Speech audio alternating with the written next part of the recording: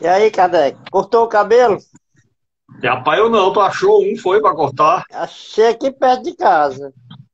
Tu é corajoso, rapaz. Ah, queria ter coragem de vocês, eu sou bruxo. Eu não tô saindo nem na calçada aí. Como dizia meu avô, quem nasceu para morrer de acidente de avião não morre de acidente de carro, não. Aí é.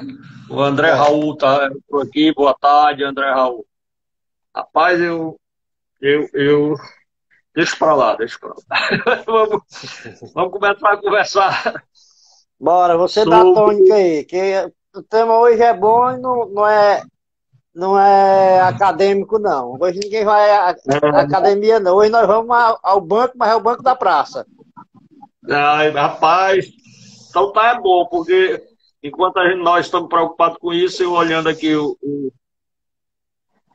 os sites, né, e o pessoal preocupado aqui com o STF, já tem secretário preso por fraude com respirador. Parece que a pandemia que a gente vive não serve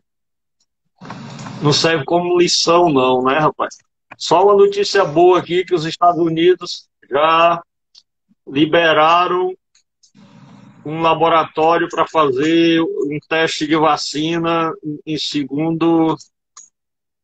no segundo nível, né? Liberando já um teste de vacina no segundo nível, o laboratório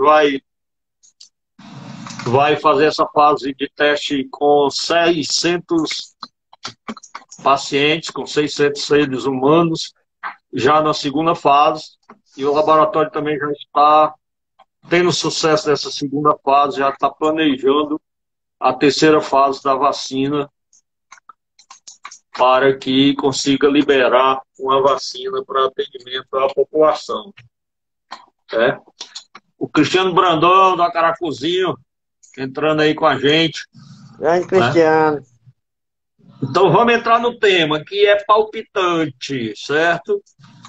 Nós vamos ver aqui como a gestão pública e como a política pode estar se situando e deve se situar num futuro que está aí.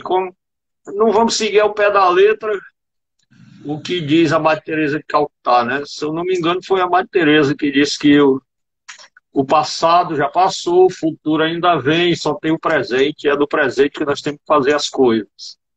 Se eu não estou enganando. Eu acho que essa regra ela é meio torta, porque sem o passado não existiria o presente, sem o presente não há futuro.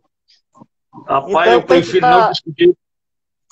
Eu prefiro não discutir com a Madre Teresa, que ela é santa hoje, certo? Eu estava vendo aqui sobre. Tu falando da questão do Supremo, rapaz, o negócio está complicado, né? A situação está complicada. Já que nós estamos falando, o nosso tema é gestão pública e política, são dois temas completamente distintos, mas completamente, intrinsecamente ligados, né? Não se faz um sem o outro. Então, o ato político do gestor maior hoje de levar pessoas ao Supremo para pressionar. E aí, sobre esse assunto, estava vendo uma declaração do deputado, senador Carlos Bolsonaro, Eduardo Bolsonaro, ele dizendo o seguinte, que já que tem que se contaminar entre 60% e 70% da população, tem que logo que voltar ao trabalho, que é para isso acontecer logo, né? Acontecer logo, que a partir daí é que a pandemia vai diminuir. Mas se a ideia de não se contaminar é exatamente para não ver o que nós estamos vendo hoje, aqui no estado de Ceará e Fortaleza, e vários cantos do país, né? São Paulo, por exemplo, de superlotação. O problema é que esse filho de uma égua, se ele se contaminar, ele vai ter uma UTI móvel de helicóptero e vai ter um hospital para ser tratado. Aí por isso que ele diz isso. Não é isso que eu estou dizendo. Você vai Fortaleza. Você vai Fortaleza que hoje nem leito tem mais, nem hospital privado tem mais. Não tem. Eu vi as notas oficiais dos hospitais privados e vi a relação dos leitos públicos. E conversei agorinha com a nova diretora do Hospital de Maracanaú, a Cristina Oliveira, corajosa, enfrentando, assumindo, enfrentando no momento Grande guerreira, viu? Grande guerreira. E ela me dizia, Alan, eu estou trabalhando, não diga, por favor, mas não confirme, mas eu estou trabalhando para abrir novos leitos, porque nós estamos no limite. A UPA está no limite, sabe? Então, tá, o problema, pessoal, essa que é a grande estupidez. O problema não é você ser contaminado ou não ser. Esse é um problema. O problema é que não tem como atender você contaminado hoje. Essa que é a questão maior no sistema de saúde, né? E a questão é o seguinte, a família, você colocou uma situação ontem na live da Darliane, você colocou uma situação que eu achei interessante, né? Que a questão, e o tema de vocês, a questão é o seguinte, não é quantos, é quem se contamina. Você colocou o seguinte, o pico da classe alta já passou, sabe? Já passou. Então, assim, ainda que alguém sofra alguma coisa, mas ele vai, no mínimo, ter condições de botar uma UTI dentro do quarto dele. E aí, gente na periferia vai ter condições de quê? De botar o quê? Você chega no hospital, você não tem um respirador. Você vem para Maracanaú, aqui foi o maior sacrifício para se instalar 5 UTIs, né? O governador manda 5 respiradores para montar mais 5. Quando você vai ver, 3 não têm condições de uso, são devolvidos, né? E aí ele deveria imaginar o seguinte, os 8 ou foi 10 que ele levou da Campos Elíseos para outro município aí, que a situação é bem menos grave do que aqui, você tem que avaliar, na minha opinião, você tem que avaliar a questão da gravidade, a questão da proximidade com a capital, que é fundamental, né? A proximidade. Então, assim, hoje, o que é que nós temos hoje? Uma estrutura que foi montada pela Prefeitura de Maracanaú e que o seu Camilo Santana, ainda ontem, antes de ontem, toda a entrevista que ele dá, ele fala na estrutura que montou em Maracanaú. Mas, na verdade, o que tem é a expectativa dele pagar, pelo menos, os funcionários, né? Porque a estrutura foi montada pela Prefeitura de Maracanaú. Para cá não veio nada do governo do Estado, né? Aí você vê o pessoal da oposição hipocritamente falando que está vindo dinheiro, que está vindo isso, que não deveria ter fechado a emergência do hospital. Aí, Alan, a pergunta que se faz é o seguinte, é tão hipocrisia, porque a pergunta que se faz é o seguinte, tu imagina se a emergência estivesse aberta ali, estava recebendo gente do Covid? Tem que ser uma área isolada? Não tem, sabe, uma coisa sem nexo. Não tem sentido você cobrar uma situação que veio, porque quando saiu dali, que foi para a UPA, a questão melhorou, a UAB aqui, hoje acho que a falta que ele sente é de não ter um local para fazer crítica. Sabe? Não tem de que fazer crítica. É só isso. Sabe? Tinha assessor da oposição que passava o dia no hospital com o celular ligado, esperando alguém morrer ou brigar para ele gravar. Era só o trabalho dele. Sabe? Era só o trabalho que ele tinha. Era esse. Gravar e postar. Aí fica fazendo postagem sem conteúdo. Imagine como estaria o município de Maracanaú se a emergência estivesse aberta. Imagina, rapaz, atendimento da emergência ali, Covid e os outros problemas, tudo junto. Vocês estavam criticando porque o atendimento era conjunto, né? Não tem conteúdo, não tem discurso, não tem o que mostrar, porque o governo do Estado não agiu ainda. Não agiu. Né? As promessas, eu vi live do deputado dizendo que na quarta-feira os 10 leitos do governo do Estado estavam instalados. Eu não sei qual é essa quarta-feira. Estou esperando. Deve ser essa entrevista que tu ouviu aí foi no começo de abril, né? Foi. Na quarta-feira seguinte, no começo de abril. Então, assim, discurso mais do que hipócrita. Aí o que me chateia nessa questão todo dia, porque o cara começa dizendo o seguinte, olha, não é hora de fazermos política, é hora de nos irmanarmos, de nos unirmos. Aí vai para um discurso político, desse aí, sabe? Esse discurso aí, que a gente sabe vamos nos unir. Eu digo, vamos nos unir para subir aquele morro. Tu vai subindo e me leva na cacunda. Pronto. Essa é a união que eles querem. Ou então eu vou na frente aqui, tu vai só me empurrando. Então, assim, é muita hipocrisia, sabe? É muita hipocrisia. Vamos agir, vamos Então, agir. é isso que dá você assim, a questão da gestão. Ninguém, não estávamos preparados, e não é por a questão, é porque nós, enquanto gestores, no contexto geral, nós esperamos as coisas acontecer para poder agir. Tá? Quantos equipamentos não tiveram início a construção de equipamentos de saúde, que deveriam hoje estar prontos, e aí minimizaria esse caos da questão das UTIs. Embora ninguém estivesse preparado, mas a gente estava melhor preparado. E por que é que isso não acontece? Pela interferência política, pela intervenção política na questão, sabe? Nós nos balizamos muito pela interferência política. Eu vou fazer igual a oposição, vou bater numa coisa que eu já falei várias vezes. Se o hospital metropolitano, regional metropolitano, estivesse sido feito ali próximo ao anel viário, a entrada do Conjunto Esperança, seria outro grande equipamento para melhorar e amenizar a situação de Fortaleza e de Maracanaú. Não foi feito. A policlínica está lá, as paredes levantadas. Poderia estar. A questão da policlínica. Vamos para um sonho, não vamos sair de um sonho mais distante, vamos mais real, que você tocou da policlínica. A policlínica está toda pronta, inclusive tem caixas e caixas de equipamento dentro.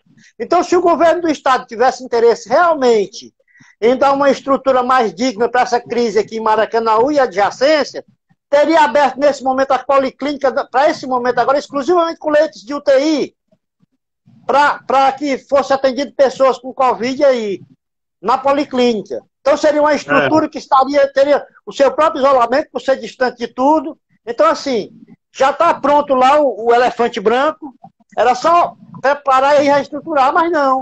Não vem, vai para o discurso político. Eu espero que pelo menos essas mentiras do governador seja só em relação a Maracanaú, porque se esse discurso dele for condizente com a prática de Maracanaú, o resto dos municípios todinhos, tá todo mundo ferrado. Olha, eu passei muitos anos fazendo oposição, eu vou usar mais uma vez a mesma técnica da oposição, vou repetir mais uma vez. Você gosta de tabela, de estatística, do Excel? Eu vou pedir para você calcular quantos hospitais dariam para fazer o dinheiro que foi gasto no aquário, que está lá na praia, só o esqueleto, né? Foi gasto milhões de dólares, foi de cruzeiro, de cruzados, nem reais não, foi de dólares gasto no sonho megalomaníaco disneylandiano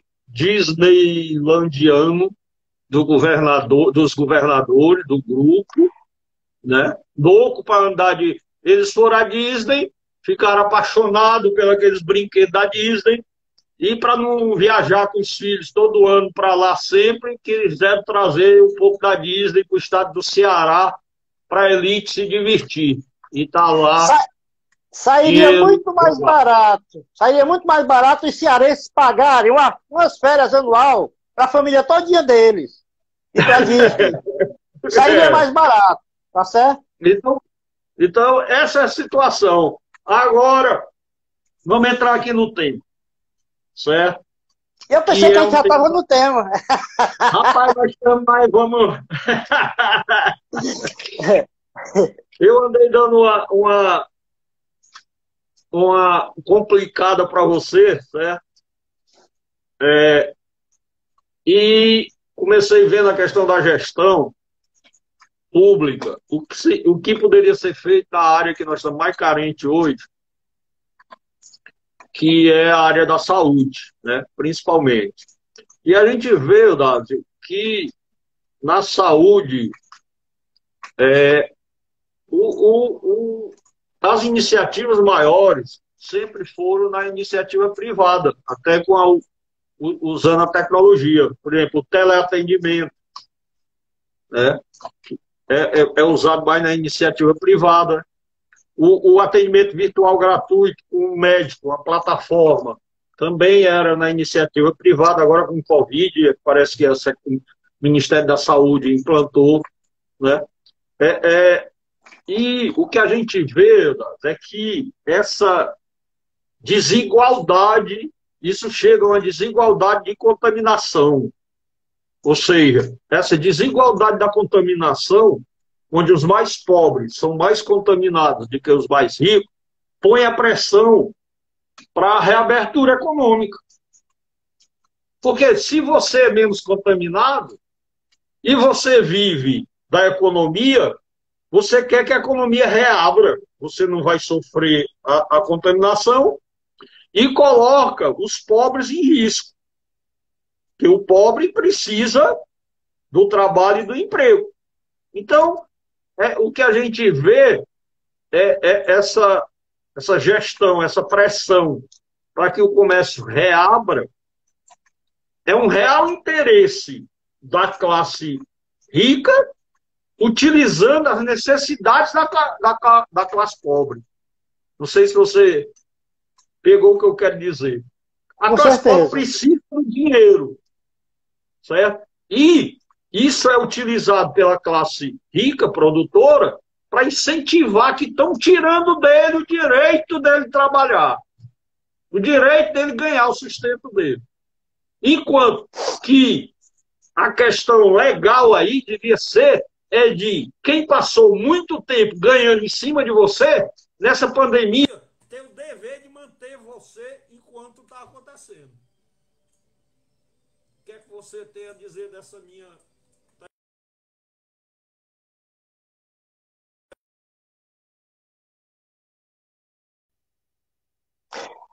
Na verdade, você está coberto de razão, mas sempre foi assim. O problema é que nós não tínhamos uma pandemia.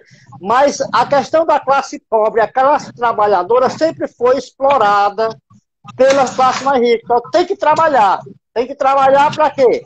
Se você não trabalhar, você não vai sobreviver. É fato. Eu não vou sobreviver se eu não trabalhar, porque eu não tenho de que me sustentar. Mas isso é para custear o tratamento de primeira da classe rica. Então, essa questão é super importante, da forma que você coloca. O empresariado manda quem tem, aquela história, manda quem tem poder, né? O poder, ele tem um domínio. Então, assim, eu canso de ver por aí as pessoas dizendo, porque aquela classe não tem força. Se não tem força política, não tem força econômica, você tem que se submeter. E é isso que está acontecendo. Hoje, quem tem um domínio é a classe econômica, que é quem custeia toda a estrutura estatal e a mordomia do Estado enquanto ente. Então, a administração em si, ela vive da classe empresarial. A classe empresarial vive da exploração da classe pobre. Então, por aí, você já vê logo que é um ciclo vicioso, que toda a vida recai na classe menos favorecida. Então, como eu te falei na semana passada, eu disse, olha, se pelo menos fosse fornecidas as condições mínimas de segurança, de proteção, para se começar gradativamente, mas não, joga que nem joga gato no matador. Tem que abrir e tem que trabalhar, que a economia tem que girar, em detrimento de quem vai morrer. Porque o dono da empresa vai estar lá na casa dele, no isolamento. Eu, enquanto operário, é que vou estar dentro da empresa me expondo. Essa é a questão. Se você se contaminar, não tem nenhum plano de saúde, não tem nenhum um atendimento da empresa, você vai ter que procurar a rede pública, a rede básica. O que piora. Pois é, rede básica saturada, rede básica sem condições de receber ninguém. Né? E aí, se você vai para o patamar de que 60% a 70% da população tem que ser contaminada, eu estava vendo aqui a população hoje mundial é em torno de 7 bi, né? 7 bi e meio, né? Então, hoje, os 3 milhões e 700 dá 0,053% da população. E aí? Os 3 milhões e meio de contaminados que nós temos até o momento, só dá 0,053% da população mundial. E tá com esse caos. Imagina para chegar a 60%. E quanto tempo nós teremos de conviver com essa situação para chegar a esse nível, né? Pois é. E aí muita gente não vai suportar. E aí vem aquela questão. A situação atual é essa, certo? E o que os governos combatendo isso, né, teriam que avançar numa pós. A Daliane aqui falando sobre a pressão para retornar ao trabalho evidencia que sem a força do trabalho não consegue se manter, mesmo com toda a tecnologia. Realmente o capitalismo está perdendo, né, força. Só é você ver os índices, só você ver as quedas. Pena que isso leva de roldão o trabalhador. Né? Pois é. O governo não tem como dar assistência social aos trabalhadores.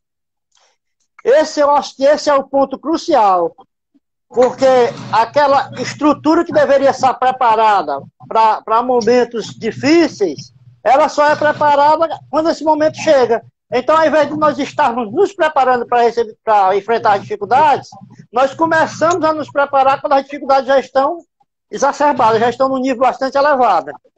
Laeldas, você que foi de sindicato e é muito da área, com tanto imposto que é pago, certo? Não tinha condições dos trabalhadores receberem o auxílio-desemprego nesse período da pandemia.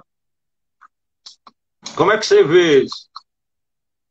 Não são, passaram para 5 parcelas, são 3. O quê? O auxílio-desemprego. O auxílio emergencial ou o desemprego? Não. Estou falando do auxílio-desemprego. Você trabalha. São 6 parcelas. 6 parcelas. 6. Você trabalha. A empresa decidiu que vai fechar. Então, é emergencial o governo que arrecada tanto imposto. Eu estou dando essa dica aí para algum deputado federal aí. O governo que arrecada tanto imposto pagaria, pelo tempo da pandemia, as parcelas salário-desemprego. Porque o governo não arrecada, o governo federal não é quem mais arrecada imposto. A parcela que ele passa para o Estado e o Estado passa para o município é mínima. Né? Então seria uma forma de dar assistência ao trabalhador. Você, como sindicalista, o que é que acha aí? Eu acho que é uma proposta extraordinária. E você sabe o que é que poderia ajudar o governo a fazer isso? Hoje ficou comprovado que nós não precisamos de um plenário real. O plenário virtualmente dá para resolver. Nós estamos falando aqui das casas legislativas, do Estado, dos municípios, da própria União, o próprio Supremo Tribunal, os tribunais, todos hoje desempenhando seus papéis em reuniões virtuais, sem necessidade de ocupar uma estrutura física, gastando milhares e milhares de reais. Então, se tem um ponto positivo que essa pandemia mostrou, é que dá para a gente administrar esse país até melhor sem uma estrutura física, com reuniões virtuais, enxugando. Qual é o custo do Congresso Nacional, qual é o custo do Supremo Tribunal Federal, do Tribunal Superior, dos tribunais superiores, qual é o custo disso e se reverter para a população e as reuniões acontecer de forma virtuais, como está acontecendo agora? Não está acontecendo? Tá.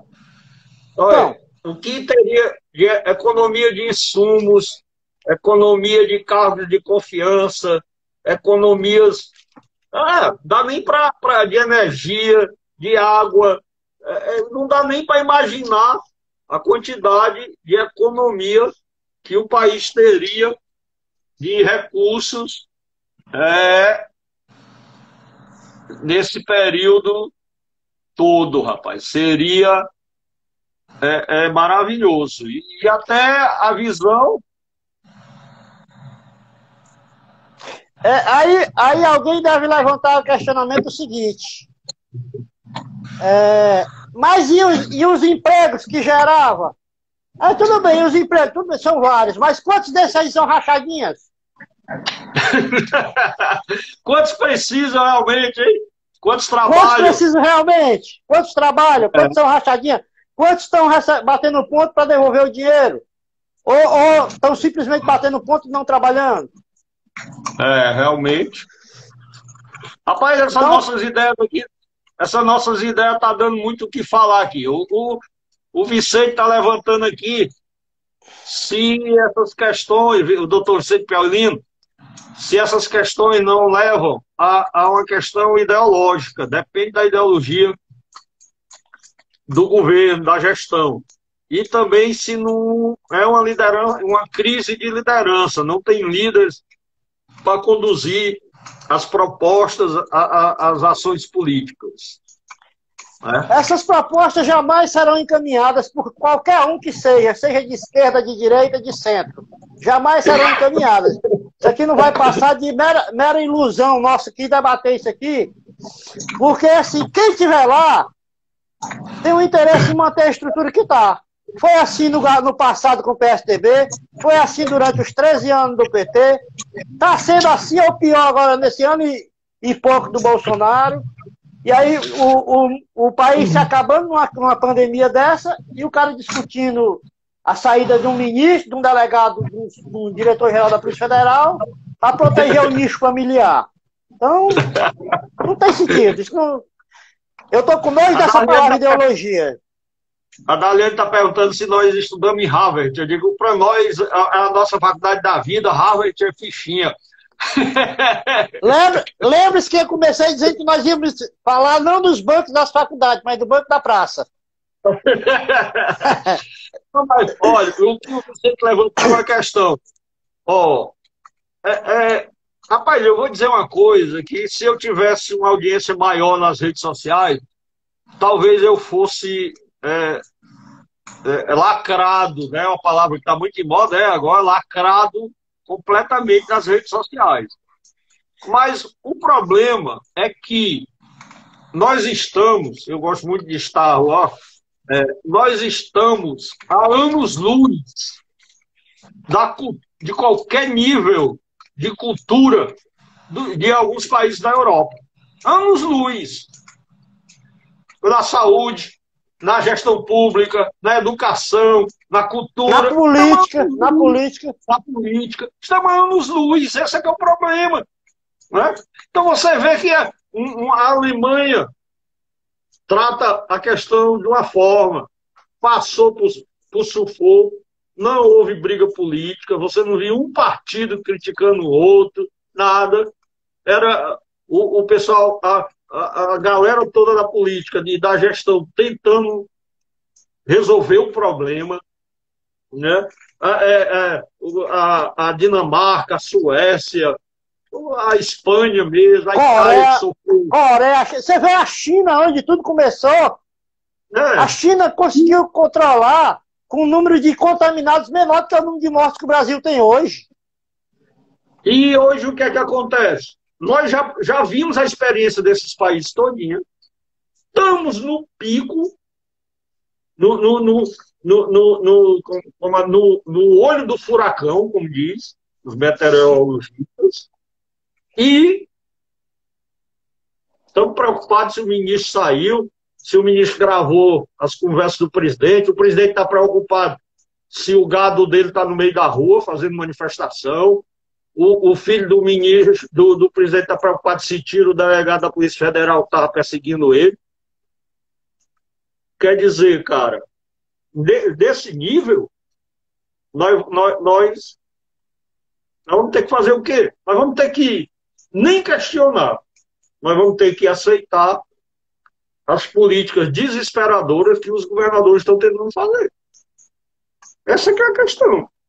Não, e o pior da história todinha é que é o seguinte, no início, ele responsabilizou os governadores pela paralisação da economia. Quando o negócio piorou em relação à pandemia, ele responsabilizou os governadores pela questão das mortes. E agora volta a responsabilizar novamente pela questão econômica. Ou seja, esse governo não tem responsabilidade de nada. Ontem, o cara que foi nomeado, e a nomeação lá para a Secretaria da Cultura, não sei de quem, da Regina Duarte, ele foi nomeado e foi desnomeado 5 minutos depois, ele disse o seguinte, que só fugindo do tema Covid um pouquinho, a cultura no Brasil não avança porque a Secretaria de Cultura está cheia de esquerdista infiltrado. O governo Bolsonaro está lotado de gente de esquerda infiltrado. Falava do cara ontem na entrevista que ele concedeu na CNN. A esquerda mudou muito. Aí, ele disse, eu me abri que é o seguinte, ele disse uma coisa que eu costumo dizer, sabe? Só que ele inverteu. Eu costumo dizer que a direita é muito unida e a de esquerda desunida. Ele disse o contrário. Ele disse que a esquerda é unida e a direita é desunida. O que você diz disso? Rapaz, eu sou da época que a turma dizia que a esquerda só se unia numa cela de cadeia. Ou numa mesa de bar. Eu ainda sou dessa época. Rapaz, só tem esquerda unida quando tá preso. Certo? Mas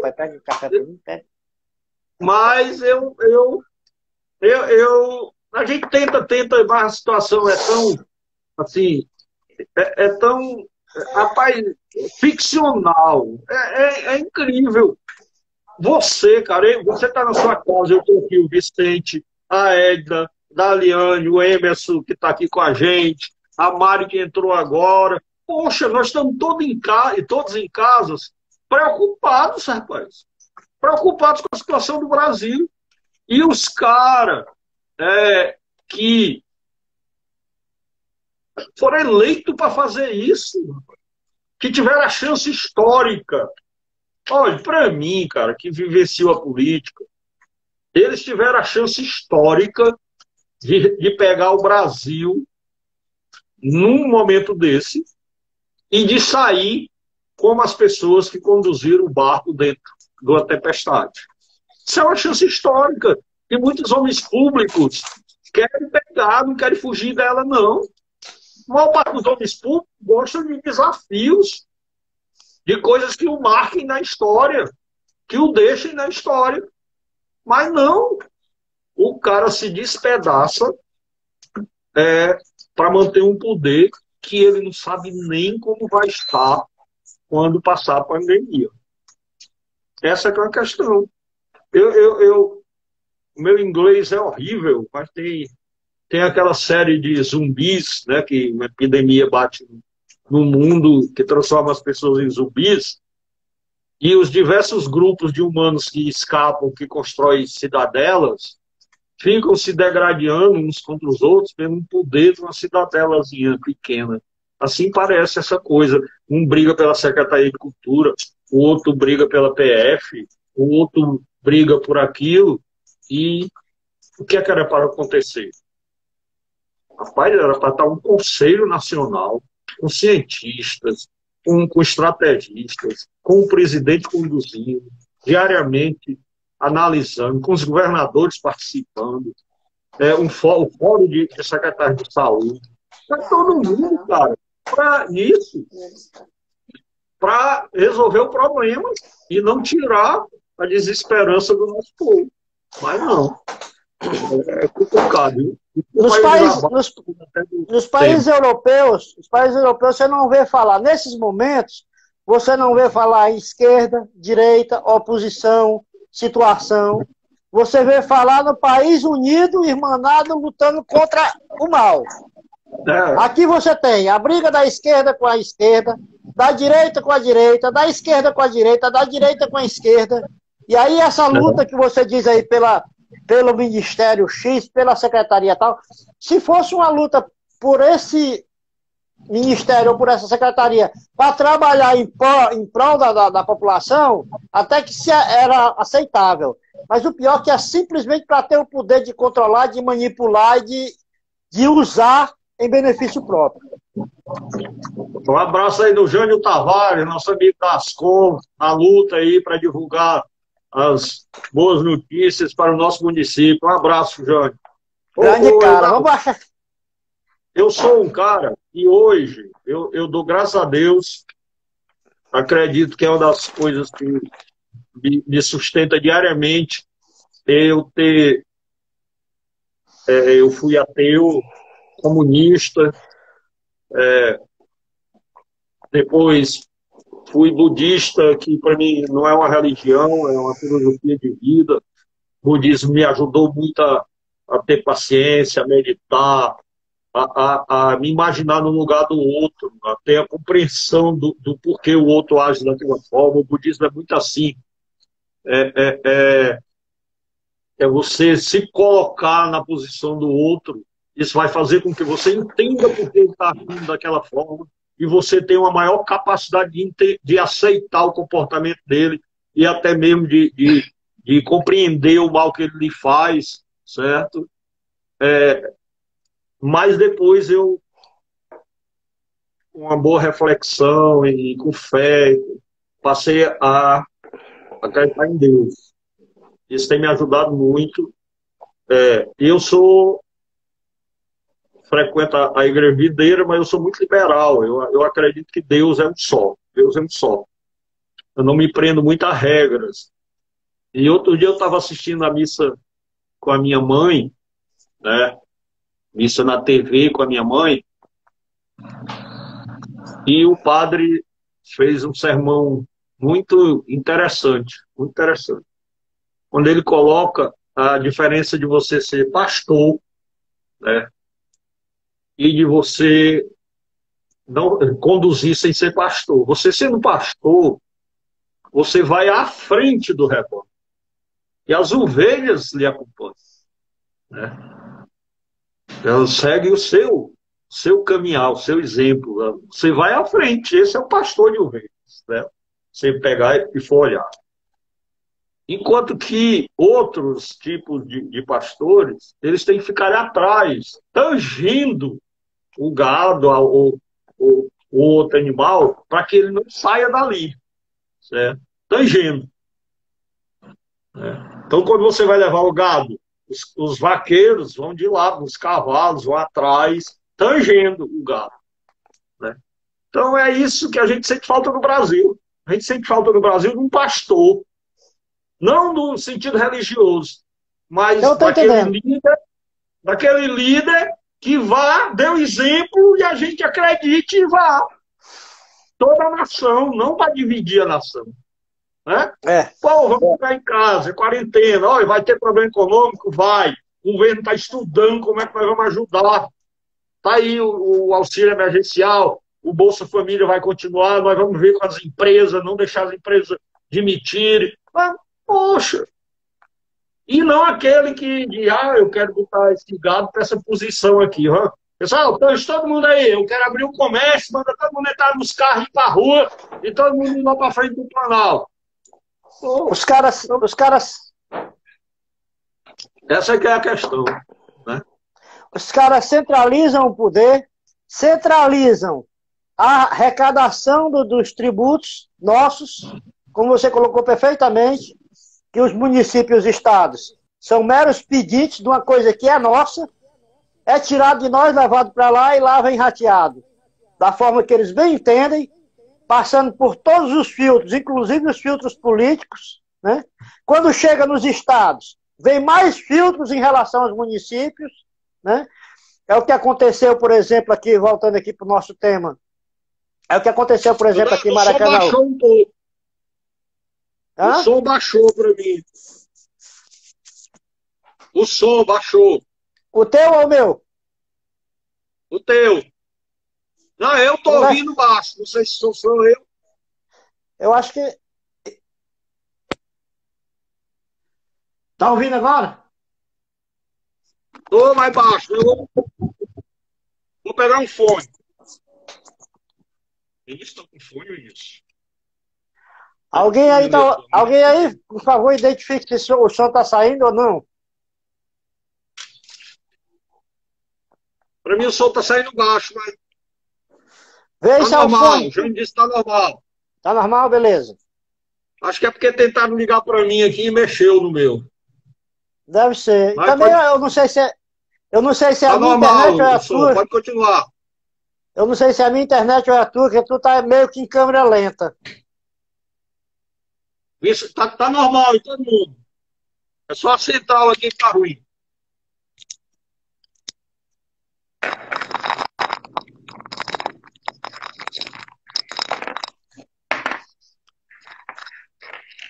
Vai. Sim. Aí nós estávamos falando de pastor e rebanho, né? Uhum. Aí você pega um pastor de Araque, lá em frente ao Palácio do Planalto, que pega meia dúzia de rebanho caolho para defender heresia,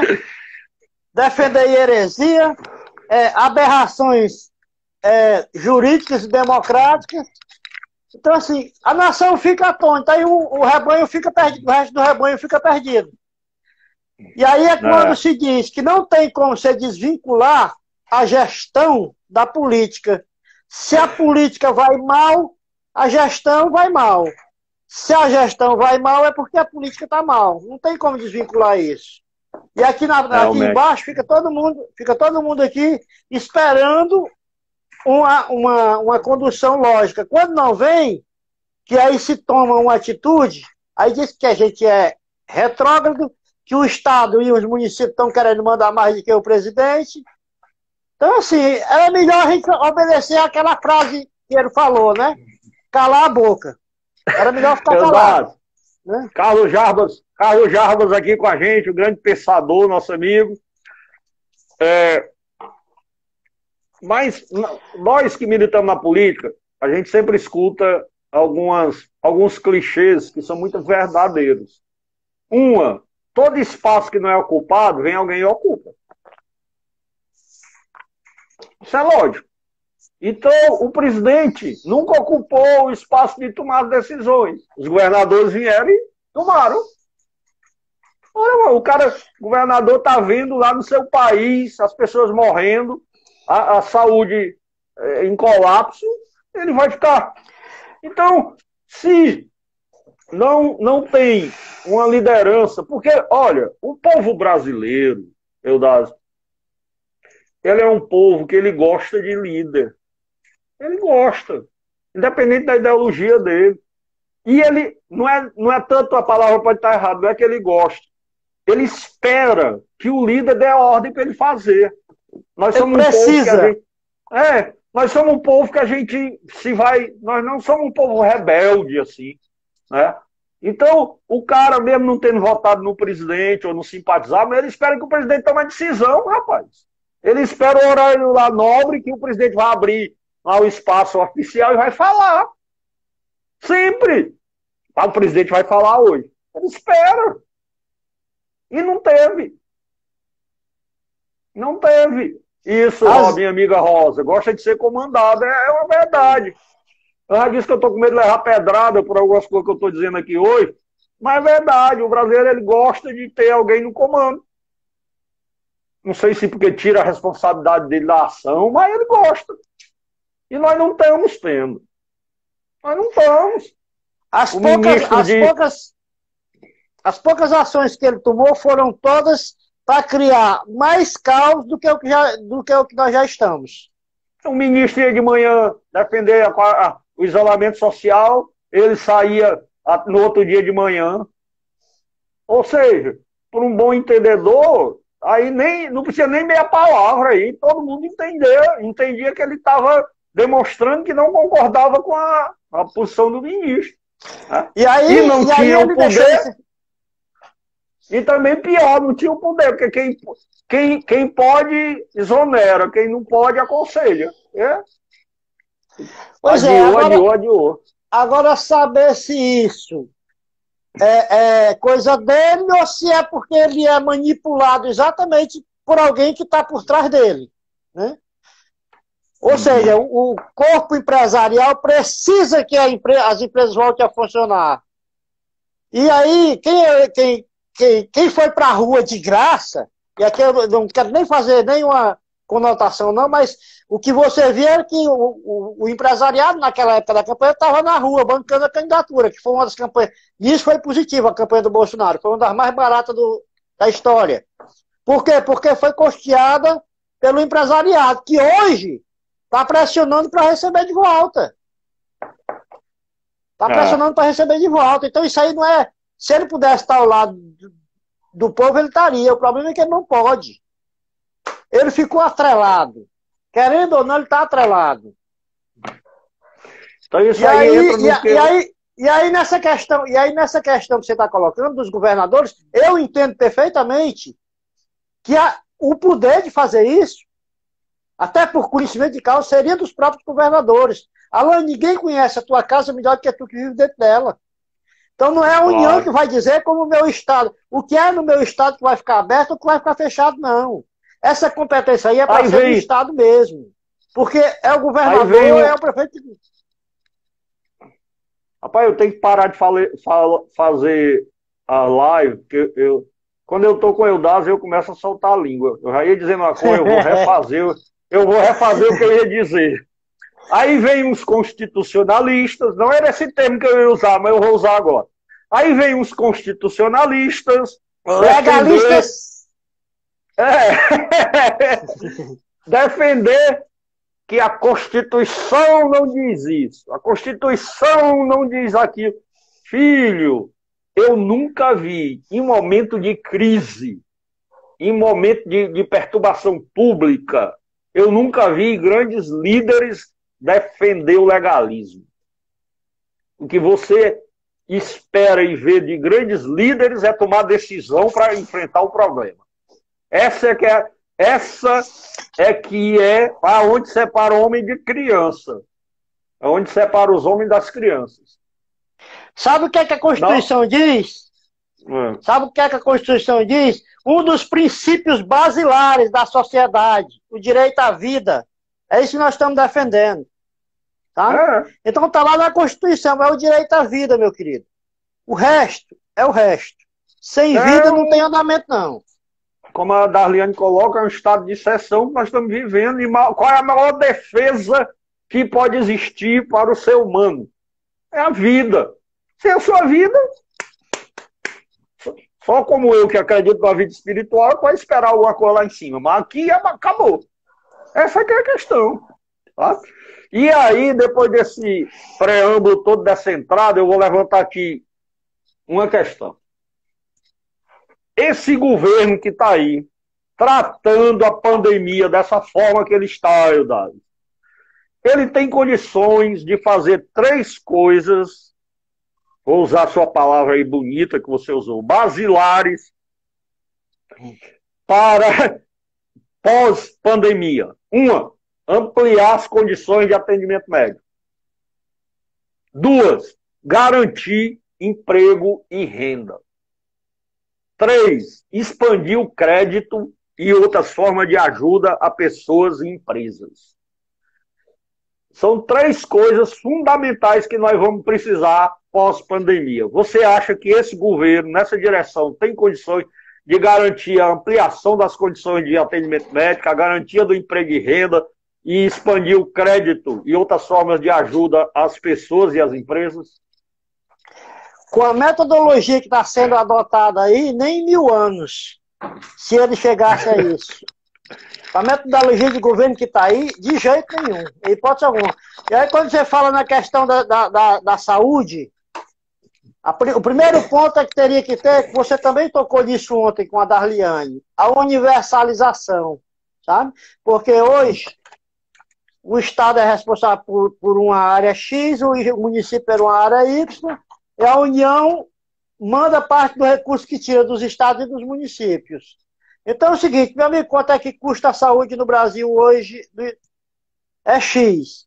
Então, esse valor aqui vai ser repassado todo para a saúde. É universal, não é responsabilidade partida, não. É universal, bancada com dinheiro dos nossos impostos. Não é... Tem que universalizar, tem que manter essa estrutura que está sendo construída agora a duras penas e até, se for o caso, ampliar. Parar de construir elefante branco para agradar dono de construtora. E eu não quero... isso eu estou dizendo agradar para não dizer assim, para tirar comissão de campanha, para receber comissão para garantir reeleição. Tem que parar com isso. Tá? E aí chamar a atenção de que se percebe isso na gestão pública, por que o Ministério Público não percebe? Então, as instituições de controle, na verdade, elas são também políticas. E é uma política rasteira, porque ela só vai em determinados cantos, sob condução. Então, assim, tem que parar de fingir que está gerindo e passar a gerir de verdade. Você lembra da época da construção dos grandes tribunais, sede de tribunais pelo Brasil inteiro, em vários estados, né? Eu lembro daquele do Lalau, o juiz Lalau, São Paulo. Tribunal Regional do Trabalho, né? Aí, quantos Lalau não tem por aí, quantas Georgina não tem por aí, né? E a gente fingindo que está gerindo, fingindo que está fazendo política, e alguns se dando de bem em cima disso. Um abraço aí pro meu amigo Wagner Nogueira, de família política tradicional, viu, Wagner? Esperamos que a sua participação na política contribua para renovar e melhorar as coisas. Olha, eu não, sem querer pitonizar, eu não joguei as runas hoje, mas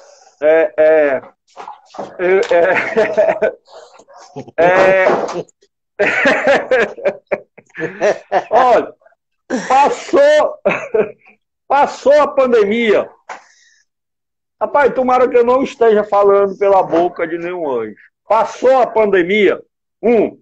Fecha hospital de campanha, não tem dinheiro para manter tantas UTI no país, que é muito caro, tem que pagar profissional, os contratos com profissionais que foram provisórios encerra, profissionais voltam para o desemprego, não tem condição de garantir emprego e renda.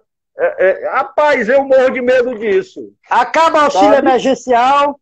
Acaba o auxílio emergencial, a expansão do crédito. Eu morro de medo disso. Acredita que nós não podemos retroagir. Não podemos chegar, fazer de conta que foi só uma luta para tratar uma doença.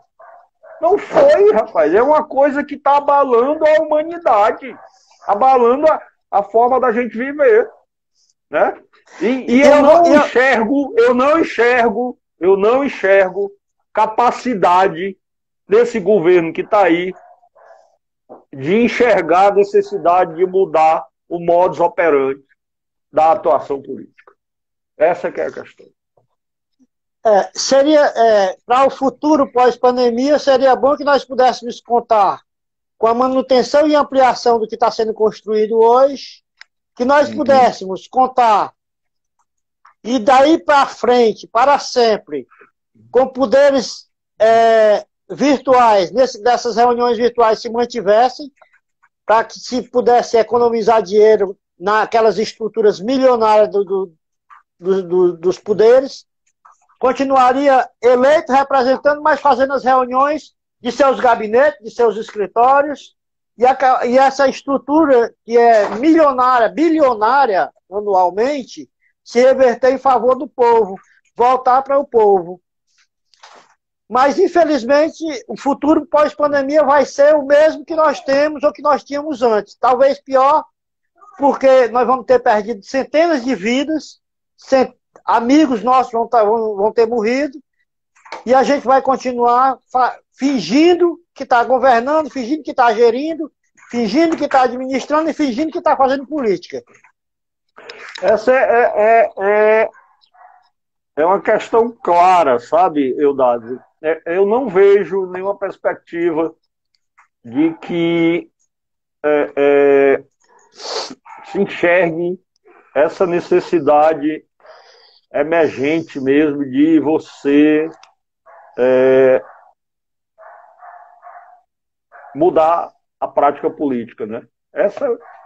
Você vê que hoje, no auge da questão, eles estão brigando por picuinha, brigando por coisinha pequena, né? E imagine quando passar,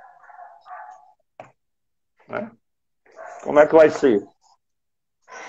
A questão é o seguinte, tem muitos políticos se aproveitando da situação para dar uma de Madre Teresa só mesmo para a mídia.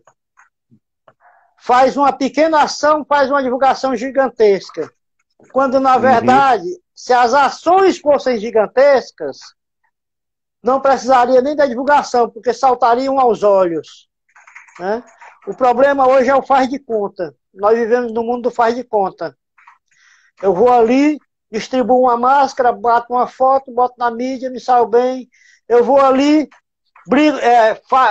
distribuo 1 litro de álcool gel, e aí boto na rede social. Para mim, a consciência hoje ela é social no sentido de rede social, não é no sentido de atuação mesmo, não. Infelizmente, é o que nós vivemos hoje no país, é isso. O que a gente vê é que nós temos... É uma preocupação, olha. A sociedade, pessoal, ela vai sair frágil.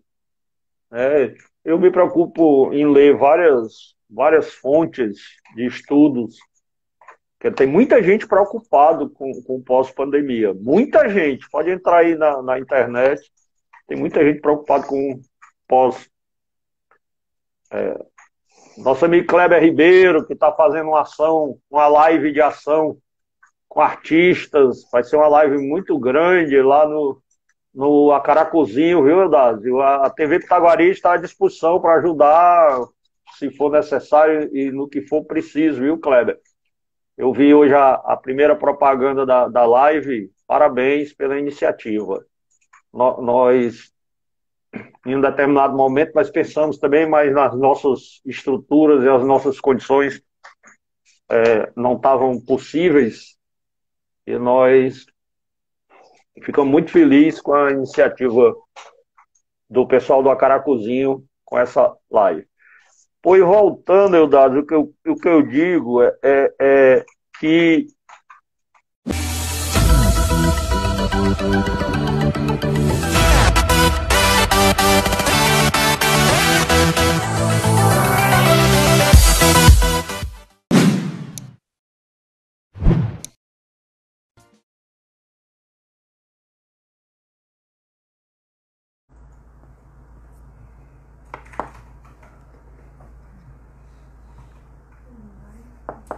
rapaz, 1 hora passou rápido que eu nem notei. Fui pegue pelo Instagram de surpresa. Esperar que o Eudásio retornar e os amigos que estavam, para a gente continuar, né? Esse debate meio quente, um pouco sai do tema, mas tudo é a mesma coisa. E nós vamos... O pessoal que não retornar vai estar todo no... Rapaz, 1 hora passou correndo que eu nem prestei atenção. É muito bom falar da vida dos outros, viu? Rapaz, passou 1 hora assim a jato. Eu não deu nem para ver os segundos aqui. É muito bom você falar da vida dos outros, viu? Passa ligeiro demais. Agora eu entendi por que aquelas mulheres gostam de viver nas calçadas. Tempo passa ligeiro.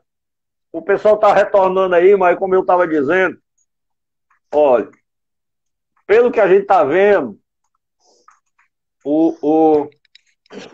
não ao pé da letra, sim, ao pé da letra, mas esse governo que está aí, a gente sabe que ele não tem condições de conduzir um processo. Eu não estou falando de condições políticas, ele pode ter lá o Maia, pode ter o Congresso todo votando nele, o Senado, os governadores apoiando. Isso aí é outra questão. O que eu estou falando é a questão de gestão. Esse governo aí não tem condições de conduzir o país como deve, com as preocupações condições de exercer o seu papel enquanto executor de políticas públicas para a sociedade. Não vai ter essa preocupação de melhorar o nível de atendimento, garantir o emprego e a renda, as condições para as empresas se desenvolverem. Não vai ter. Então, na minha concepção, eu levanto outra questão, não ao pé da letra. Talvez é preciso até o tópico, utopia. A gente voltar a ver um processo de utopia. Mas eu retornei ao meu amigo antigo, que eu lia muito, que ele é conhecido por Aristóteles. Certo? Então, Aristóteles, ele compartilhou. Viu, Dado? Eu estava falando aqui que talvez fosse preciso a gente voltar a ler utopias, e eu voltei a bater um papo e a conversar com um amigo meu antigo, que fazia tempo que eu não lia, que era o Aristóteles, certo? Um grego meio invocado. E eu tô lendo agora recentemente o teu autor favorito. Qual deles? Pondé.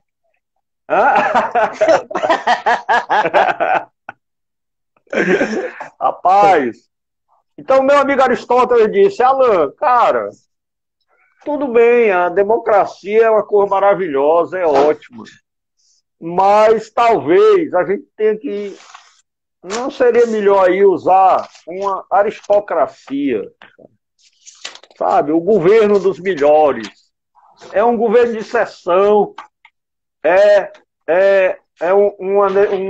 saindo de uma crise.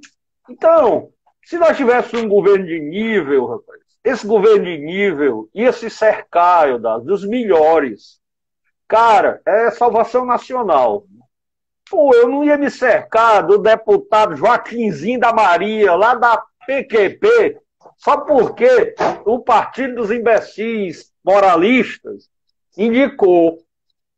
Meu filho, não é dessa forma aqui, não. Eu preciso me cercar de gente que possa conduzir esse negócio, sabe? Que tire a gente desse buraco.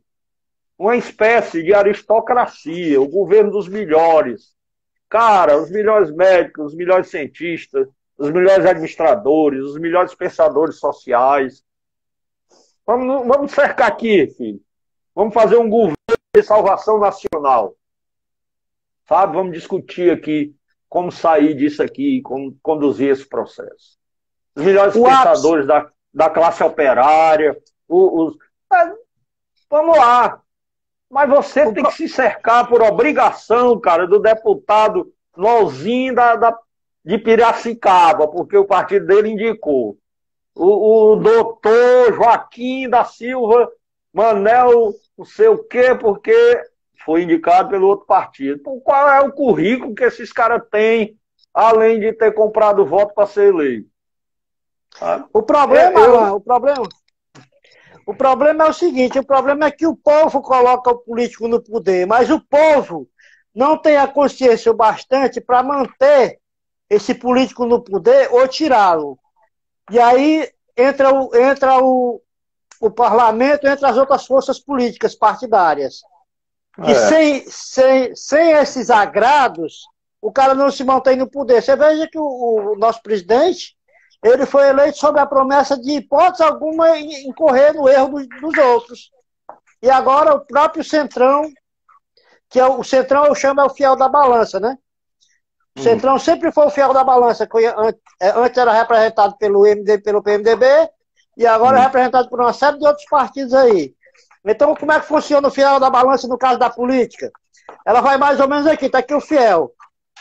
Esse prato aqui tá cheio de dólar, pesou para cá, então o Centrão desce. Saiu daqui do meio e vem para cá. Se o prato aqui virou para cá, o Centrão vem para cá. Então, eu lembrei mais de um filme que eu assisti sobre um presídio, que de um lado ficava a supremacia branca, do outro os asiáticos e espanhóis e latinos. Aí o Centrão ficava no meio, que era o caboclo que conseguiu convencer todo mundo, em nome de Jesus, que era melhor estar ali. Aí ele é que decidia, sabe? Lá para colar, né? Eu tentando lembrar aqui o nome do filme, se eu lembrar até o final da live, eu vou dizer que parece com a história do Centrão. Sabe? O Centrão é complicado. Mas aí, falando de democracia, como eu falei do Pondé, eu estava assistindo um dia desse uma entrevista, até nesse programa da CNN, que eles aqui lá chamam filósofos, que é para discutir o mundo pós-pandemia, né? A CNN Tá Brasil. copiando a TV Pitaguari. Oi? Copiando a TV Pitaguari, viu? Registro que eles lançaram o programa depois da Pitaguari, viu? Então copiando a gente. Vereador então, George Passo aí com a gente. Grande George, o homem das lives. Então, o Pondé disse o seguinte, o repórter perguntou, como é que você vê a democracia? Aí ele disse o seguinte, eu vejo a democracia como uma forma que os espertos encontraram para dividir o poder, para ninguém mandar em nada e eles fazerem o que querem.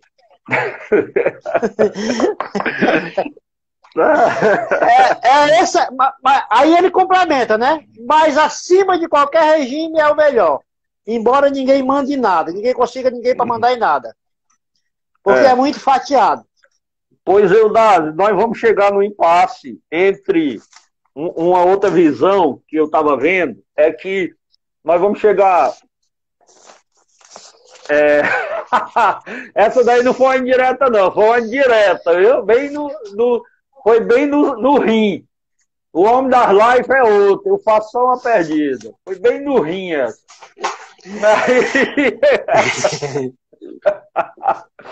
Ó, ele não para de atacar, não. Esse cara é um infeliz, mas é um satanás mesmo. Você foi provocar? Olha, eu gosto de longe de mim. A outra tese que diz que nós vamos ter uma luta entre os liberais e os heterodoxos. Passou a pandemia, nós vamos deixar para lá. Não pode responder, não. Então, deixa para lá. Ei, nós vamos ter uma luta entre os liberais e os heterodoxos. Certo? Como? A renda mínima ampla emergencial depois vai ser restrita. Essa renda mínima emergencial, a proposta heterodoxa é que a proposta liberal é que ela seja restrita. A elasticidade fiscal do Estado. Será que nós vamos conseguir para promover o reaquecimento da economia? Ou seja, você abrir mão de impostos. O Estado, em tese, teria que abrir mão de impostos para reaquecer a economia. E para evitar a miséria absoluta, teria que manter a renda mínima emergencial bem ampla e não restringir. Só que há uma questão. Alguns acham que para poder reaquecer a economia e o Estado abrir mão de impostos, o Estado tem que atender menos os mais pobres. Então ficaria essa questão. Como é que você vê, velho? Mas essa é a questão. Você veja o seguinte, abrir mão de impostos jamais. O que foi aprovado agora na Câmara? Simplesmente a questão o congelamento de salário de funcionários públicos. Por não sei quantos anos. Quer dizer, ao invés de abrir mão de impostos, ao invés de reduzir a carga tributária dos empresários para que eles possam contratar e desenvolver a economia, não. Eles mantêm a carga tributária e vêm cortar salário exatamente dos trabalhadores. Cortam o direito dos trabalhadores, sempre cortando embaixo, nunca por cima. O Estado não abdica de nada, ele não abre mão de nada. E vem cortando do trabalhador, e o pior, se ele não abrisse mão, mas o que ele arrecada retornasse na mesma proporção, vai lá que seja, mas não retorna. Você tira 1.000, retorna 10. Então isso gera desigualdade, isso gera desequilíbrio, isso gera a situação de calamidade na saúde, na educação, na pobreza, as periferias, como a Darlene colocou muito bem, da forma que está aí. Isso gera, mesmo numa era tecnológica, situações onde a nossa população tem à disposição a tecnologia, mas não tem os meios para usar essa tecnologia. Tudo isso. Ô Eudásio, o meu amigo Carlos Jarbas, como sempre, um democrata, está perguntando aqui se haveria terreno para soluções arbitrárias. eu tô para dizer que sim, sabe? Mas eu justifico. Mas eu justifico. Diga. Eu acho que eu já vi uma tese do seguinte, de você ter que tomar a força, regularizar, normalizar e depois devolver para o povo. Embora que poucos anos depois tenha avacalhado de novo. Né? Ou às vezes você não devolve. Já vi várias revoluções que era só para ajeitar. E continuaram, gostaram, pegaram o gosto. Eu vou tentar contar uma historinha rápida aqui, sem citar nomes, mas há umas 2 décadas e meias atrás, 3 décadas aí, mas especificamente de 89 de 92 por aí, 93, né? Tinha uma instituição, eram 2 instituições, que ainda hoje existem essas instituições, só que uma era ligada ao governo, totalmente engessada, que não era para ser. Então chegou uma pessoa, e eu estava numa dessas instituições que era mais que estava fora do governo, que fazia oposição e que defendia direitos. E a pessoa disse, rapaz, vamos tomar essa instituição do governo, e aí no final, quando a gente conseguir tomar, a gente unifica e faz uma só, bem forte. Fortalece. Aí a gente foi para cima. Aí conseguimos tomar essa instituição, colocamos essa pessoa lá no comando dessa instituição. Quando ela se sentiu no comando, a gente chegou e sentou na mesa. Agora vamos unificar? Não. Agora eu que mando aqui, agora eu vou ficar aqui. É mais ou menos por aí, sabe? O risco que se corre com a tomada do poder, a força. É essa. Eu não vou dizer que foi uma professora, não. Deixa pra lá.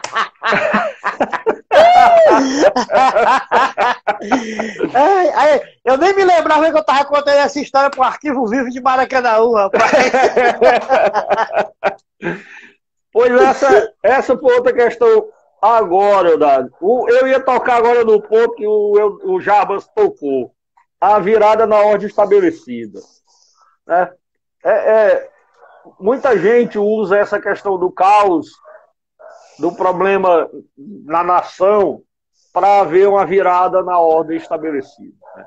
Alguns revolucionários dizem que só existe verdadeira mudança de forma de governo se ela for uma ruptura violenta, se for fora de regras e de constituições.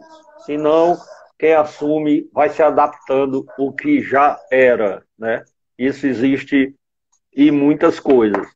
Então, o que a gente vê é que... Quer dizer, resumindo, quer dizer que a ordem provém do caos.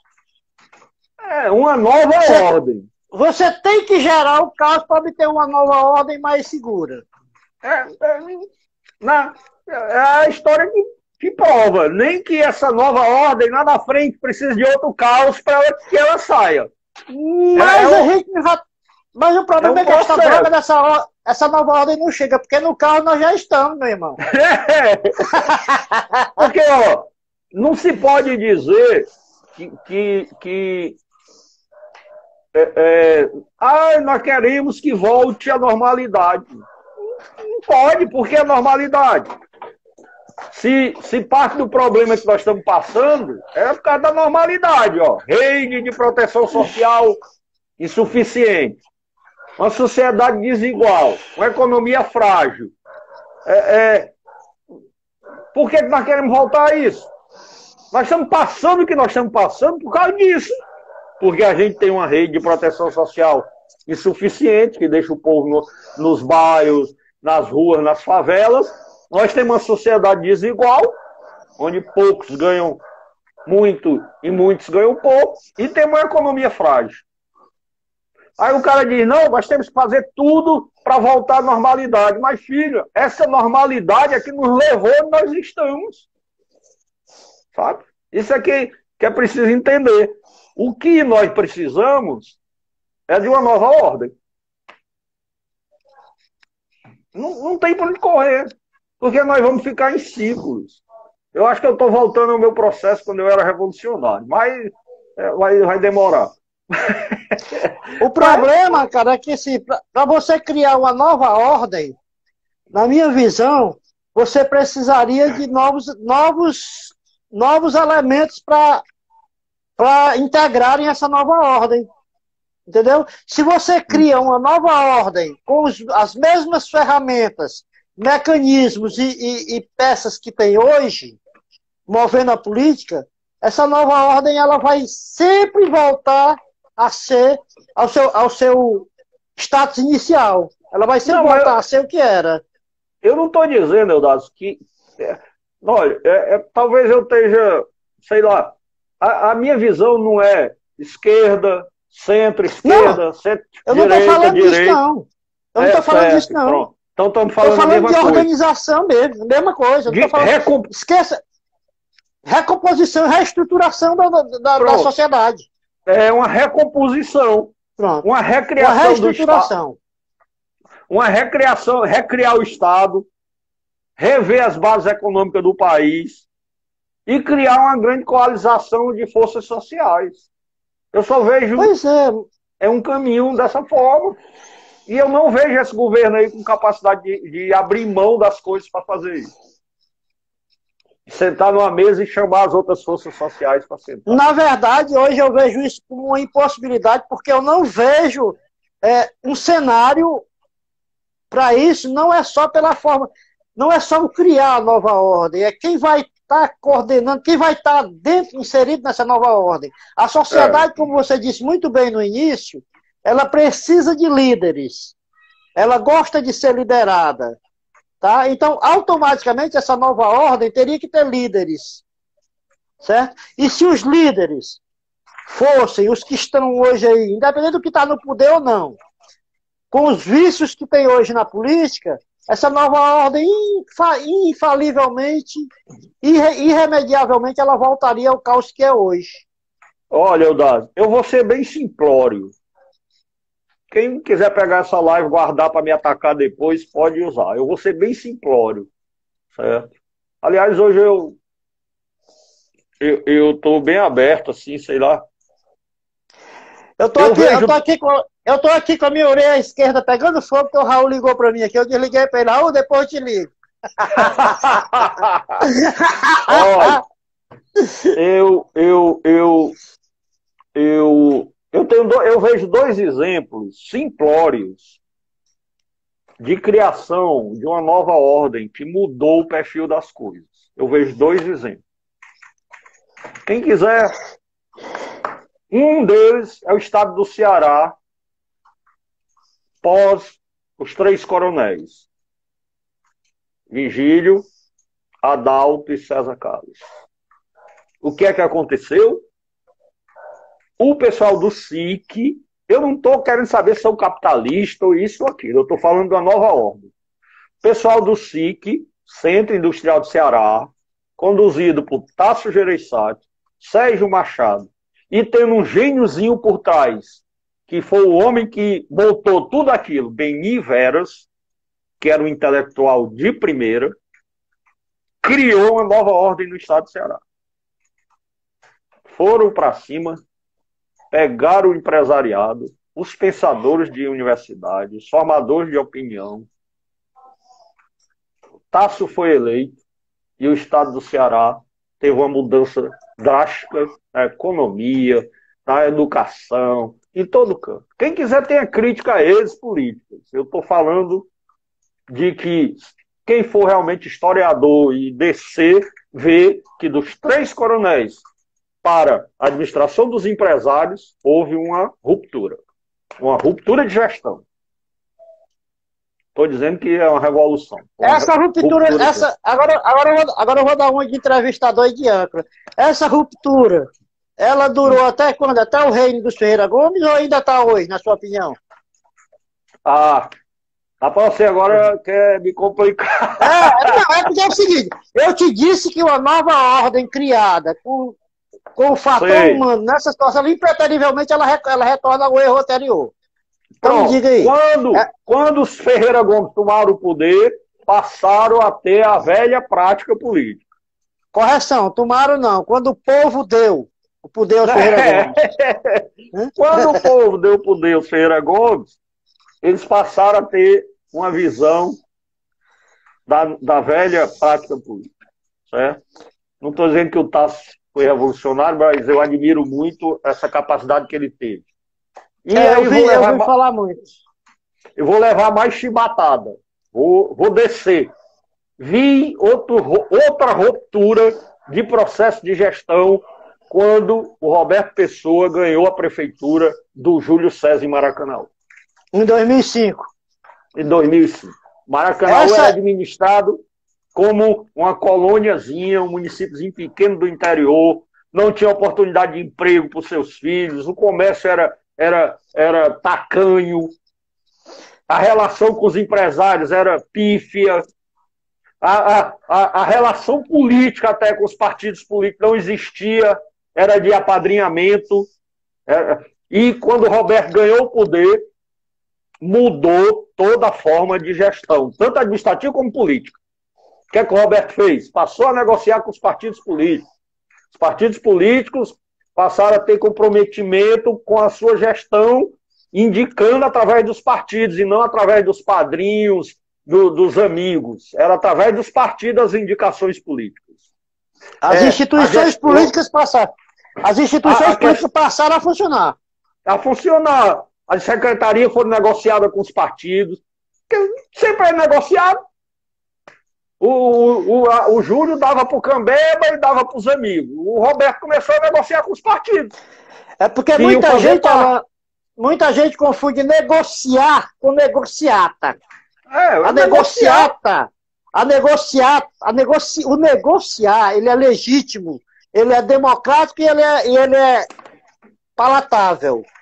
Porque você está fazendo um negócio para que a coisa flua e evolua. A negociata é aquela que se dá nos bastidores, é aquela que se dá para você se dar bem e favorecer um ou dois. A negociação, ela é ampla, geral e restrita. A negociata não, ela é uniforme. Então, para mim, foi outra ruptura de gestão, certo? Quando o Roberto assumiu. Os empresários passaram a participar do governo, os partidos trouxeram os deputados federais para cá que mandaram verbas. Roberto só conseguiu fazer o que fez porque negociou com os partidos. PCdoB, o Chico Lopes mandava verba, Zé Ayrton mandava verba, eu Xavier mandava verba. Raimundo Matos, Gorete Pereira. Raimundo Matos, Gorete Pereira.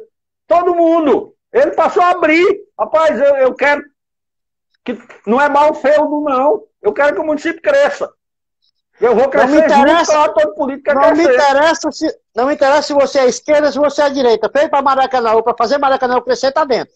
Pode trazer. Comércio cresceu, viabilizou o crescimento do shopping, viabilizou a vinda de novas empresas, fez doação de terreno para a empresa vir gerar emprego. Mudou o perfil. Foi outra ruptura de gestão. Tá? Quem não enxerga assim é porque só enxerga a política rasteira. Não consegue enxergar. Roberto fez um mal para Maracanã. Tá louco, rapaz. Roberto fez um bem, Maracanã cresceu porque o Roberto conseguiu romper com aquela política coloniazinha, pequena. Provinciana. Pronto, estava atrás dessa palavra. Muito obrigado. Provinciana. Era isso, foi isso. Essa que é a questão. É preciso estudar, filho.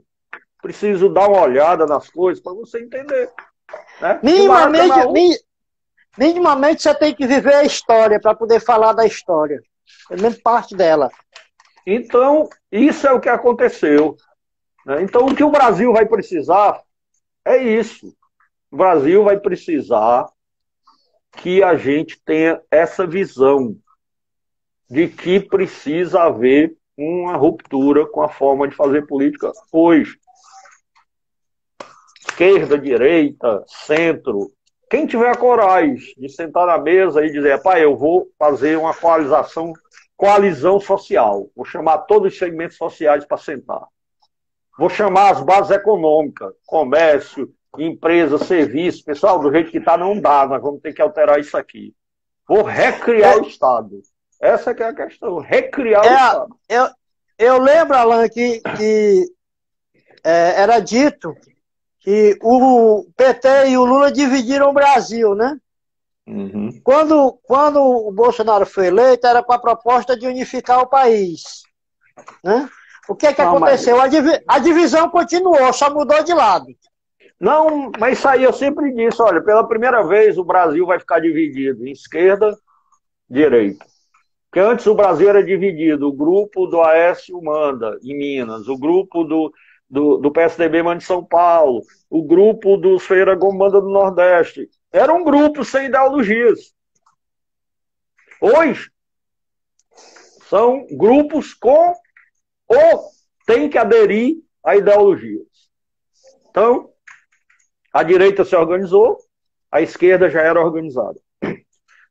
E isso dividiu o Brasil. E a briga agora é quem está dentro e quem está fora do poder. Só que nós temos formas de recriar o Estado. E elas estão aí. Não é uma revolução, não. Não estou nem falando em revolução, não. Tem a reforma tributária. Está lá tramitando. Tem que puxar esse projeto, refazer. Tem que refazer. E tem que passar. O pior é que tem que passar por onde? Tem que passar por um segmento que. Tem que passar por um segmento que, em tese, era para representar os interesses do povo, mas na prática representa o interesse dos empresários. E uma reforma tributária. Uma reforma tributária que tenha o aval do empresário, ela jamais vai ser justa para a sociedade. Mas não pode, porque hoje o pobre paga mais e o rico paga menos. Não dá para fazer uma reforma tributária dessa forma. Então tem que... Mas é isso que eu estou dizendo, meu querido. Essa coalizão de forças sociais tem que ter pressão junto ao parlamento. Essa que é a questão. O Bolsonaro levou tanta sorte que veio a pandemia. Porque se não vem a pandemia, ele ia fracassar nas propostas de reforma tributária e política que ele estava para apresentar e administrativa. O fracasso dele ia ser lá. E aí, infelizmente, veio a pandemia. Infelizmente, para os brasileiros, veio a pandemia, para a população mundial. Infelizmente, para ele. Porque tudo agora ele vai botar a culpa na pandemia. Mas, rapaz, a reforma administrativa é outra, que tem que tornar o Estado menor, ágil, eficiente. Não dá para ter um Estado caro como nós temos. O Estado tem que entregar mais do que o que ele entrega. O Estado hoje suga, ele não entrega. Então a reforma administrativa tem que reduzir o Estado, tem que diminuir o Estado. Não dá, sabe? Não dá para continuar. O problema é que quando os governos falam em reforma administrativa, a palavra de primeira ordem é servidor público. Eu até concordo, servidor público. Mas em que nível? Em que nível? Porque os mais altos cargos, os mais altos escalão, as estruturas maiores, elas continuam intactas lá. Então, assim, vem para a parte mais baixa do servidor público, que é aquele que presta o serviço à sociedade, o que ganha menos. E aí mexe com ele e não surte o efeito de uma reforma administrativa. Porque a parte maior, a fatia maior do bolo continua intocável. Eu sei que, ó, eu fiz esse preâmbulo todo, nós discutimos aqui. Na minha visão, nós temos que ter coisas que, olhando esse governo aí, parecem impossíveis.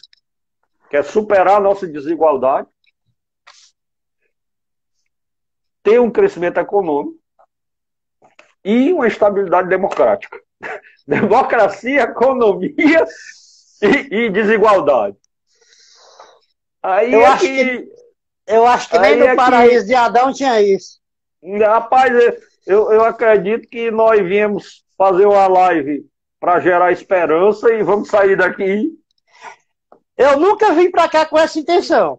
Eu vim para cá com a intenção. Eu vim para cá hoje com a intenção de abrir questionamento, de abrir questão, de deixar o pessoal com a cabeça cheia de perguntas. Eu não vim para cá para dar resposta, eu vim para cá para abrir questionamentos. Hoje a ideia era essa mesmo. Pois eu estou aqui para lançar a proposta do novo pacto. Agora tem uma questão séria. Olha, eu lembrei de uma coisa aqui. Já estamos há muito tempo, mas é interessante. Tem gente nos assistindo e vão assistir mais. O meu amigo Léo Filho entrou aqui. A Cássia Costa está com a gente, acompanhando aí para depois fazer os comentários dela. Dá os carão aí na produção. Então, ó, a eleição de 2014, Eudalio, nós tivemos Eleição nacional, 2014. Esquerda contra direita. Não, esquerda, direita, mas sem uma densidade muito forte, né? O processo ainda estava se desenvolvendo. Na eleição de 2012, não teve eleição, 2018, foi um plebiscito. Quem era a favor do PT, quem era contra. Quem era contra? Não se conseguiu fazer um debate político mais sério, nada. Quem era a favor, quem era contra. A eleição de o Bolsonaro não foi eleito, o PT que foi tirado do poder, na verdade foi isso. Foi um plebiscito, né? Um plebiscito causado pelo desgaste da classe política. Aí vem 2022.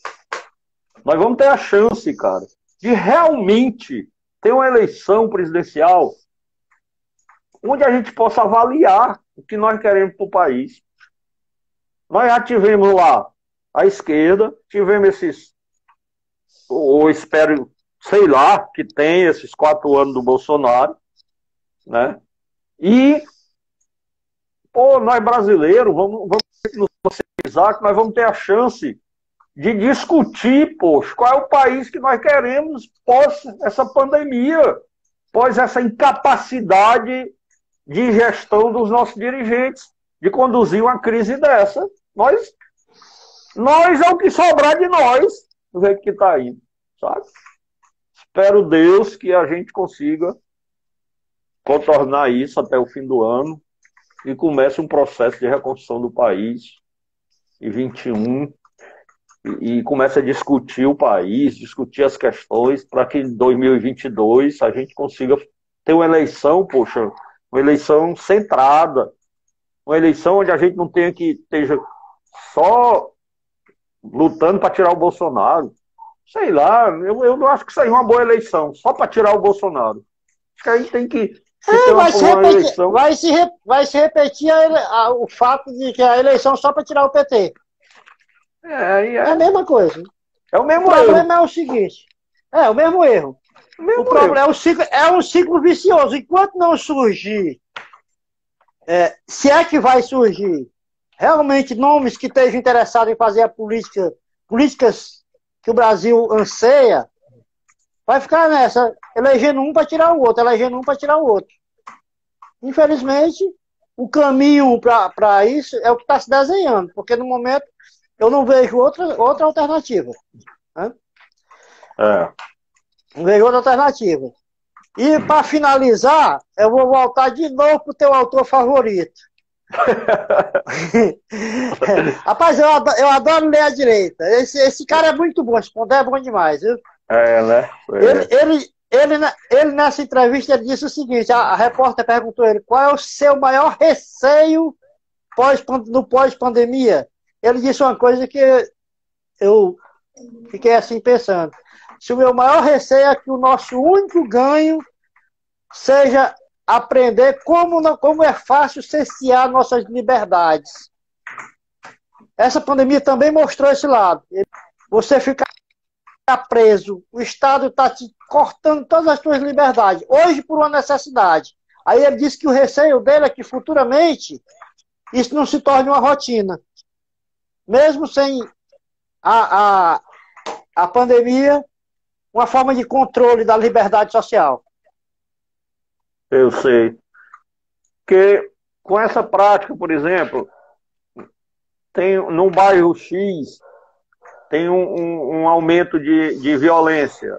O governante pode tornar atos de exceção naquela área, naquela região. Pronto. Né?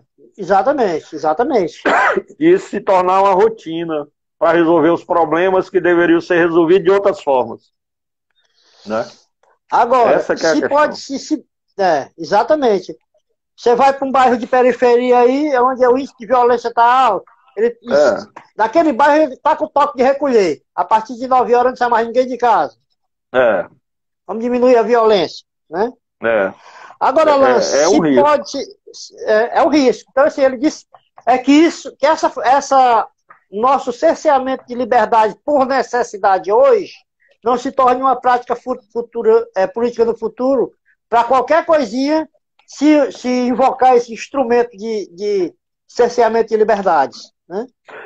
Segundo o Carlos Jarbas aqui, Carlos Jarbas aqui, vigiar e punir. Foucault, né, Carlos Jarbas? Foucault, Eu fiz um trabalho na faculdade, é ótimo esse livro, viu?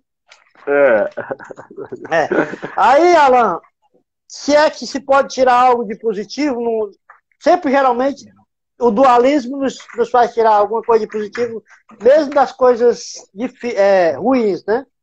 O que é que tem de positivo hoje nessa questão da pandemia? Você viu aí, acho que você deve ter visto, você lê muito, tem cidades aí que chegaram a atingir um índice de redução de poluição na época em torno de 60%, né? A camada de ozônio agradecendo imensamente. Enquanto a humanidade sofre, o meio ambiente agradece. Né? Isso prova que o problema somos nós mesmo. O problema é o homem. O problema é o homem. Não é à toa que o outro autor lá diz que o homem é o lobo do homem, né? Pois é, Eudásio. Então, muito bom aí. Nós criamos vários. Pô, faz dias que eu estou atrás dessa palavra. Vários cenários. Nós criamos vários cenários. Talvez tenhamos pós-pandemia. Talvez tenhamos conquistado alguns amigos, certamente arrumamos muitos inimigos. Mas foi bom porque nós criamos mais de um cenário, mas não chegamos ao ponto de vai ser assim ou assado, afinal ninguém sabe, né? Ninguém sabe como vai ser. Se nós tivéssemos a certeza de alguma coisa, nós iríamos para lá para resolver essa situação. Eu estaria me candidatando.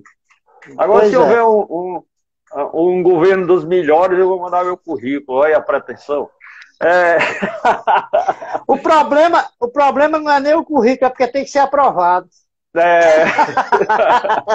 Pô, Eudásio, muito obrigado. Valeu, Alan, eu que agradeço. Isso é a prova de que a nossa ideia de criar essas lives foi muito boa. Amanhã nós vamos estar aí com a Edna Moraes, que é a baixinha companheira valorosa. Invocada, valorosa. Ela vai ser fogo também, vasto conhecimento, vai ser muito bom. E muito obrigado, Eudásio. Eu achei que eu não passava 50 minutos hoje. Valeu.